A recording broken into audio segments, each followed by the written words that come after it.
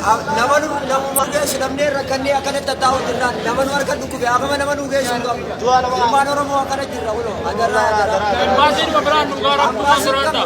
baasiin kun qabu baasiin biraan nu qabsiisa dhumne yaa uummata oromoo rabbii jedhaati nu birmadda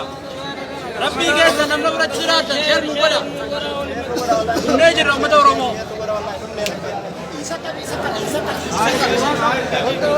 ummata oromooti sheer nu godha dhukkubsannees keessa jirra kunoo bishaan amaamaa dhugna amaa jirra aayiliin jirra kunoo poolisoonni jara uffata nurraa yaasanii qullaa dhaabataa jirra ummanni keenya kunoo kufaaraan nu beekni kan kunoo qabdee bira teenya nuyyuu mataan socho'ee jira yaa ummata oromoo warri biyya alaa jirtan warri ameerikaa warri qabu warri hunda facaatanii jirtan hundi keessan sheer walitti nu godha ofii ummataa dhabnee jirranu maraataa jirranu asuma keessattu jechuudha galatooma manguddoo kanaati wajjin miidhamuu jira rabbii jedhaa sheer nu godha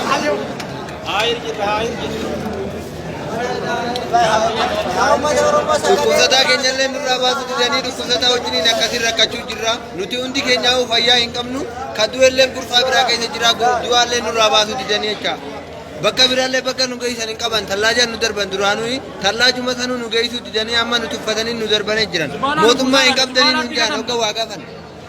hin baasiin dhufee nu gaafatus hin qabnu qoonqoo waan nyaannu hin qabnu waan dhugnu hin qabnu akkasiin lubbuu dhawuu jirra